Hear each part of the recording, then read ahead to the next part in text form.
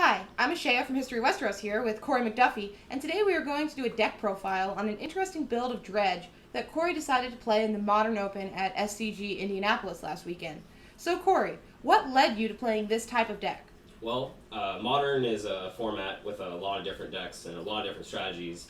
And while I normally want to play a reactive deck that has cards that let me make decisions based on what my opponent's doing, I just felt like the format had too many decks to be able to count on playing against certain decks to react correctly and optimally all the time. So I just started to explore some aggressive strategies, and I came up with Dredge and just tried to metagame against some of the decks that I could count on playing, like Tron and green-black decks like Jund and Malira. So Yeah, that makes sense. Your deck does seem crazy risky though.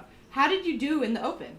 Well, I was playing a high variance deck, and I knew that from the get-go. I would say in some spots where I should have maybe ran a little bit better, I got really unfortunate, but it's not much more variance, I think, sacrifice playing this deck than I would have playing like blue-white-red or some deck that can't beat some matchup. So I just wanted to play this aggressive deck, and I played it a lot of Moto, but I didn't really get to play against the field that I actually expected to play against in real life. Like Jund on Moto is so expensive. Like Kalidas is $35 and Tarmogoyf's $50, Liliana's $100. So a lot of people actually just play the aggressive decks because they're cheap. So I actually just really wanted to play this archetype in real life and see how it did against like a competitive field like a Star City Games. All right, let's get to it then. All right. Let's go over what you played last weekend and your card choices. We have 4 Golgari Thug, 4 Stinkweed Imp, and 4 Golgari Troll. These are pretty much the main part of the engine of the deck. We just want to get those cards in the graveyard as quick as possible and start trying to dredge as quick as possible. I feel like when you play Dredge, you should be trying to get as much value out of you can out of your dredgers. So I really try to build my deck around like turbo dredging. The next most important cards are the cards that we're getting into the graveyard. Cards like Bloodghast and Narcomoeba are probably the most important cards that we want to mill into our graveyard. Sometimes we want to hit them after a certain point, like we want to have the Amalgams. Amalgam just came out and pretty much turned on most of this deck. It was just another card that we can get value out of getting cards from the graveyard into play and it actually meaning something, because if you're just pretty much just putting Bloodghast and Narcomoebas into play, that's not really that impressive, especially if we're trying to be like an aggressive archetype. So getting a free 3/3 on turn 1 is actually really good. I would say like the most different card in my deck is like Vengevine. Vengevine is probably the most aggressive part of this deck, so I'll get back to Vengevine in just a minute, but these are the most important cards that we pretty much want to mill every time. The most cards that we want to see in our opening hand are the Neonates and the Faithless Lootings.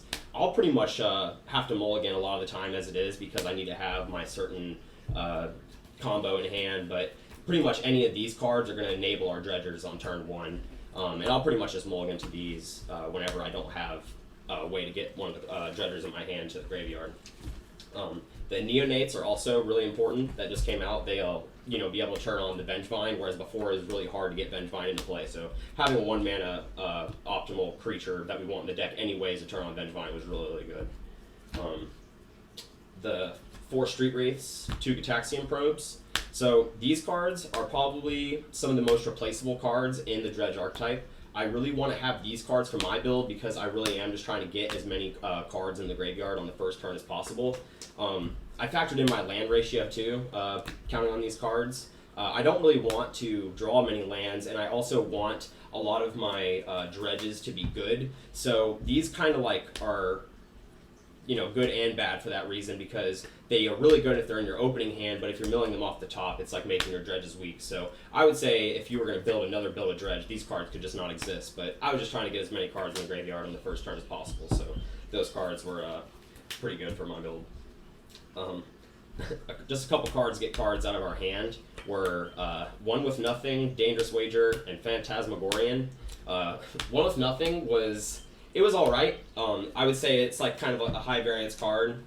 Pretty much we only want it in our opening hand, but most of the draws with this deck, you're only really counting on your opening hand. So being able to have One with Nothing on turn 1 or turn 2 after a setup, if you like have Gataxian Probe or Street Wraith in your hand, you can just cast Cataxian Probe, in response cycle Street Wraith, in response Well If Nothing, and if you have a Dredger in your hand like a Troll, on your first turn you're going to be able to, 2 Dredges, and if you're milling 12 cards on your first turn and maybe even 18 by your second, you're probably going to hit a combination of Bloodghast or Narcomoeba and actually be able to get some of your threats into place. So Well If Nothing being 1 mana is pretty big.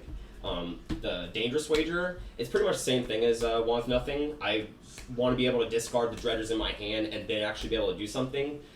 I don't ever want to draw more than one of each of these cards because they really, once again, they don't contribute to the Dredges, but they also enable my first turn hand. So I really wanted to open these cards but didn't want to make my Dredges bad, which is why I just let Phantasmagorian in. He's a card that's a dredge out or a discard outlet that I can dredge and it'd be good. So he was kind of like the second Well If Nothing or the second Dangerous Wager that I would have normally played.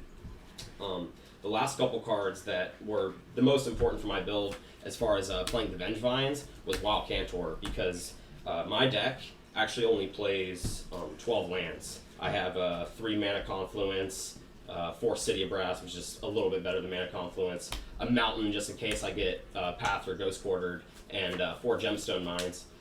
Pretty much I need to be able to cast whatever cards in my opening hand, and playing cards like Narcomoeba and Bloodghast, I'll be able to cast them every time with these kind of lands.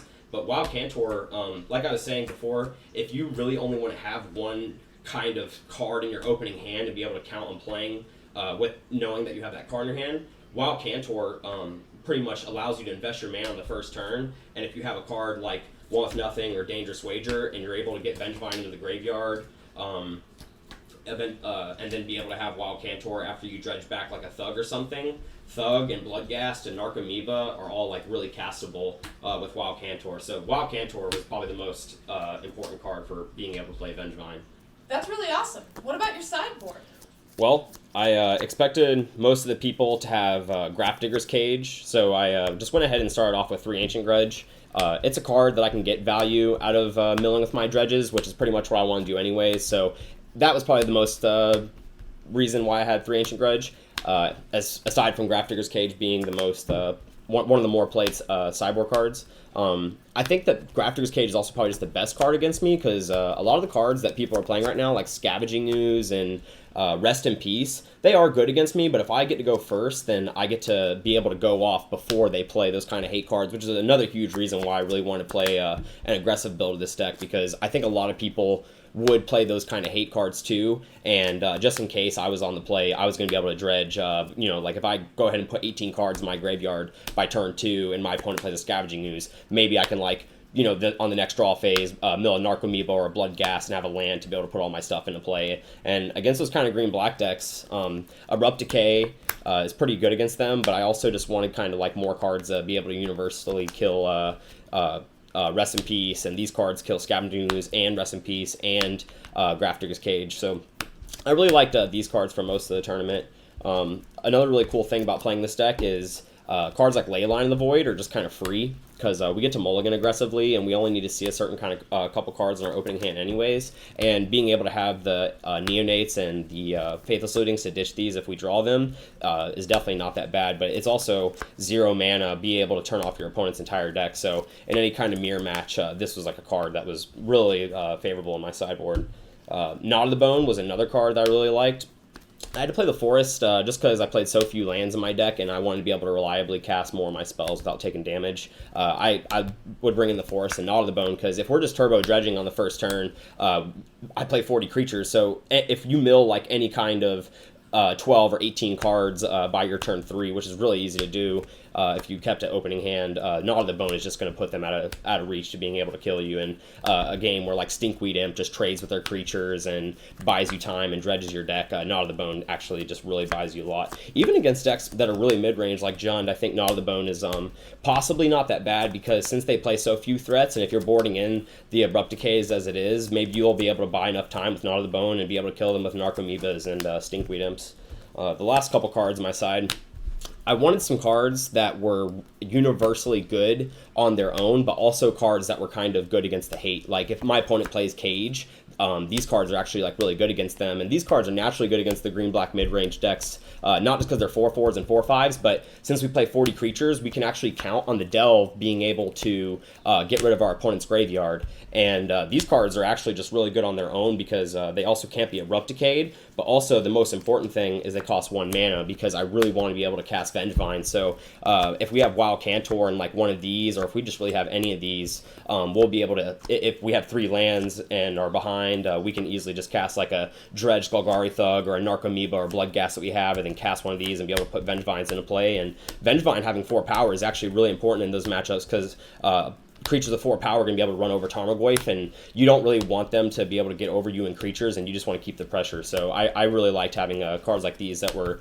good against hate and had other optimal uses. I did play against a lot of green-black too, and even against stuff like Tron where you're just trying to race, like you can't always count on being able to have the Wild Cantor draws all the time. So I really just wanted to have some more 1-mana threats that were good against those just to be able to race. Nice. Are there any changes you'd make? Do you think you're going to play Dredge at Grand Prix Charlotte? Yeah, I think actually there are multiple different ways that you can build Dredge. I think, like I said before, the Wild Cantors, the Street Wraiths, the Gataxian Probes are all like really replaceable cards. I pretty much just want to get value out of being able to Dredge. Like I've seen multiple builds on Dredge. I've seen AJ play Greater Gargadon with Prize Amalgam and be able to like sacrifice multiple Prize Amalgams to themselves and get multiple triggers. And like I said, I just pretty much want to put a bunch of dorks into play on turn 1 or 2 anyway. So maybe Greater Gargadon has a spot in one of these decks. I tried a lot of Bridge from Below strategies, like it wasn't bad with Wild Cantor and the Neonates, which is another strategy that you can just like sideboard or just try to like main deck, maybe take out the Vengevines or something else to be able to get more value and dredging as quick as possible. You can also, just try to play like the grindy build of Dredge. Like Life in the Loam is an amazing card. I'm not going to play it because I have like 12 lands, but I think that like being able to play cards like Zombie Infestation, which obviously as far as card economy goes, is way better than One with Nothing or Dangerous Wager or Phantasmagorian. So being able to have like a discard outlet like that, I think is also really good in some parts of the metagame. Like I said, I expected to play against like a lot of like Abzan and Jund, so I really didn't want to play against decks that had cards like Abrupt Decay to be turned on by having a card that was like really important to me, like Zombie Infestation or any other kind of hate. So I really just wanted to like get going as fast as possible with my strategy, try to like get cards in the graveyard before their hate's turned on, and just try to plan on like playing against the few hate cards that I did. I may not play Dredge in Grand Prix Charlotte in general because I think Jerry's deck is going to be really popular, or whatever Nahiri build.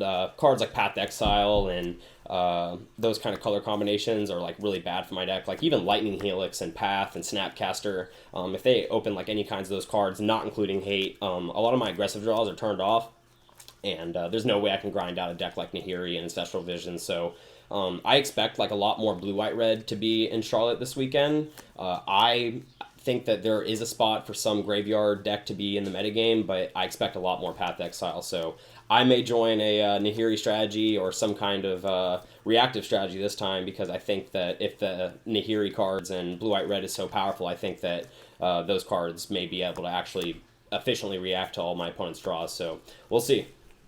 Thanks. This was a very interesting deck and with a lot of different options. We can't wait to see what you decide to play at Grand Prix Charlotte, and good luck. Thank you.